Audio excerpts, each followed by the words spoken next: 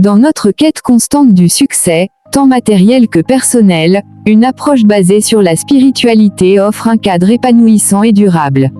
Le succès, souvent perçu comme une accumulation de richesses ou de statut, est en réalité l'harmonisation de notre être avec les lois universelles.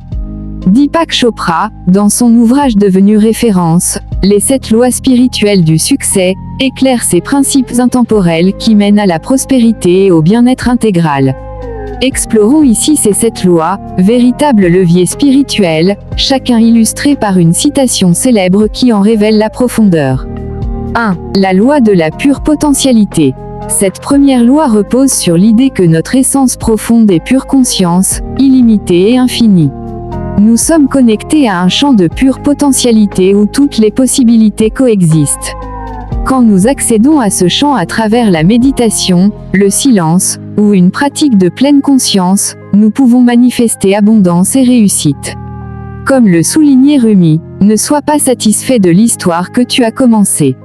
Réécris-la. Cette citation invite à puiser en soi la capacité illimitée de transformation, catalyseur du vrai succès. La pure potentialité implique aussi la non-résistance, l'ouverture et le lâcher-prise. Résister à la vie bloque cette source infinie, alors que l'acceptation active ouvre des portes insoupçonnées. 2. La loi du don et de la réceptivité. L'univers fonctionne selon un flux constant d'échanges. Le succès spirituel s'appuie sur le principe de générosité, donner sans attente engendre la réceptivité, et vice-versa. En offrant sans réserve, que ce soit en amour, en temps, en talent ou en ressources, nous créons un mouvement d'abondance infinie. Comme l'énonce Ralph Waldo Emerson, la seule façon de faire du bon travail est d'aimer ce que vous faites. L'amour exprimé est une forme de don qui enrichit à la fois le donneur et le receveur. Ce flux d'énergie rappelle la loi de l'équilibre universel, toute énergie donnée revient multipliée. Ainsi, nous ne devons ni accumuler ni retenir égoïstement, mais cultiver la circulation. 3. La loi du karma, cause et effet. Chaque action, pensée ou parole est une graine plantée dans notre champ de vie. Le karma, ou loi spirituelle de cause à effet, enseigne que notre succès dépend des causes que nous semons. Nos intentions sincères et nos actions alignées génèrent des fruits positifs, tandis que des actes négatifs créent des résultats négatifs. Cette loi est résumée dans la maxime antique, « Ce que vous semez, vous le récoltez ». Gandhi l'a formulée ainsi, « Vous devez être le changement que vous souhaitez voir dans le monde ». Le succès durable est donc une conséquence directe d'un mode de vie éthique, responsable et bienveillant. 4. La loi du moindre effort. L'effort excessif ou la lutte contre le courant naturel de la vie crée épuisement et blocage. Cette loi nous invite à pratiquer le non-lutte, la détente et la confiance dans le flux naturel des choses. Le succès, loin d'être une conquête agressive, est un état d'équilibre où le travail s'harmonise avec la sagesse intérieure.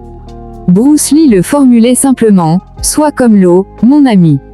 L'eau s'adapte, contourne les obstacles et trouve son chemin sans résistance.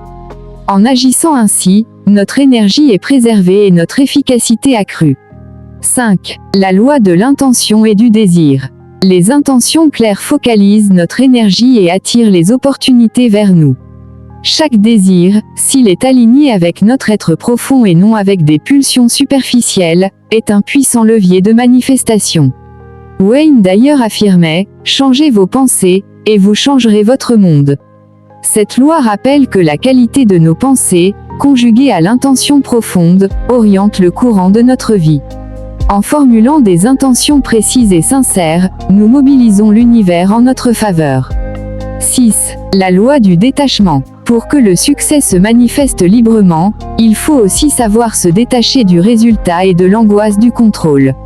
Le détachement ne signifie pas indifférence, mais confiance absolue dans le processus. En lâchant prise, nous nous ouvrons à des solutions plus vastes et souvent inattendues. Eckhart Tolle écrit « Le pouvoir réside dans le moment présent. Détacher notre ego du futur libère notre pouvoir créatif ici et maintenant. » 7. La loi du dharma ou de la mission de vie. Le dernier pilier du succès spirituel est la réalisation de sa raison d'être personnelle. Chacun d'entre nous a un don unique à offrir au monde. Trouver notre dharma, c'est-à-dire notre vocation alignée avec nos talents et passions, est le chemin vers un succès empreint de sens. Steve Jobs disait, « Le seul moyen de faire du bon travail est d'aimer ce que vous faites. » Suivre sa vocation avec amour et dévouement fait du succès une expérience joyeuse et intégrée. Conclusion. Le succès comme danse harmonieuse avec les lois universelles.